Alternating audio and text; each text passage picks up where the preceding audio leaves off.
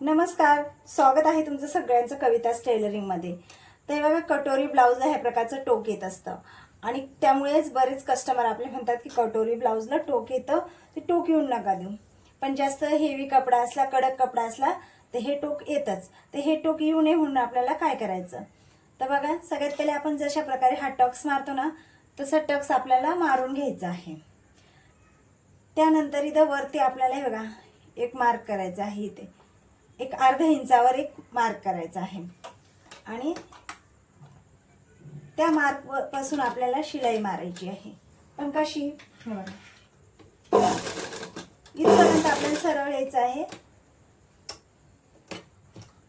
आणि इथून आपल्याला गोल फिरवायचं आहे।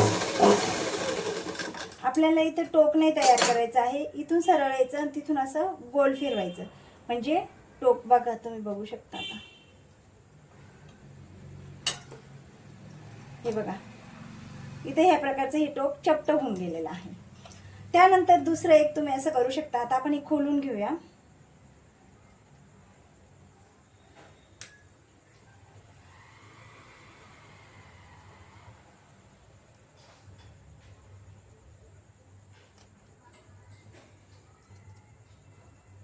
आता दुसरं असं करू शकता, हे बघा, 1.5 ते 2 इंच जिथून आपण कटोरी जोडणार आहे तिथून 1.5 ते 2 इंच खाली एक मार्क करायचा आहे आणि तिथून या प्रकारे शिलाई मारायला सुरुवात करायची आहे।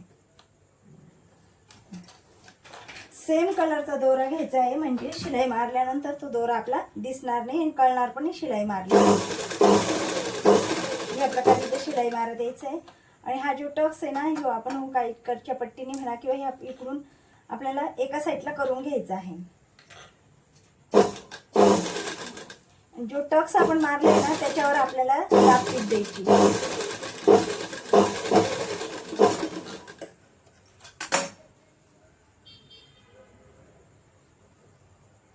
हे बघा, कुठेच हे टोक दिसत नाही। आता तर पूर्णपणेच चपटी झाली आहे, कटोरीचं टोक अजिबात दिसत नाहीये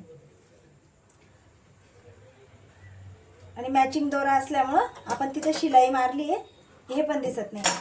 आता त्यानंतर तिसरी पद्धत ती बघूया आपण। तर सगळ्यात पहिले ना, आपण ही कटोरी याला जॉईन करून घ्यायची आहे।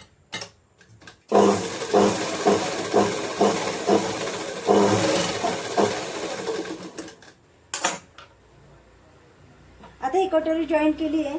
बऱ्याचदा काय होतं, कटोरी भरपूर जण आहे ना, कटोरी इथून आहे ना हे कट करून घेतात।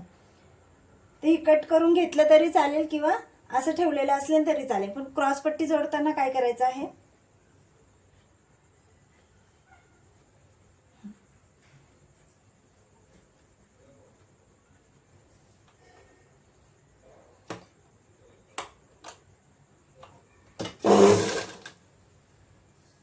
हे जो टक्स आहे ना, हे आपण ह्या प्रकारे असा, हे बघा, या प्रकारे मध्ये आपण असं दुमटून मग आपण ती क्रॉसपट्टीची शिलाई मारत असतो।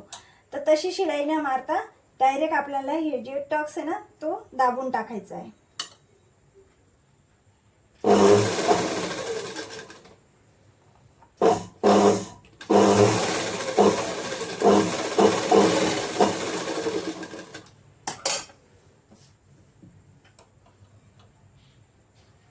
आता हे आपण ही शिलाई मारली होती तर टोक आपलं दिसत नव्हता आणि ह्या अशा प्रकारे आपण हा टक्स जर दाबून टाकला ना, तर आपली कटोरीचा हे जो टक्स आहे ना, अशा प्रकारे असा मध्ये जातो आणि त्यामुळे ना टोक येत नाही।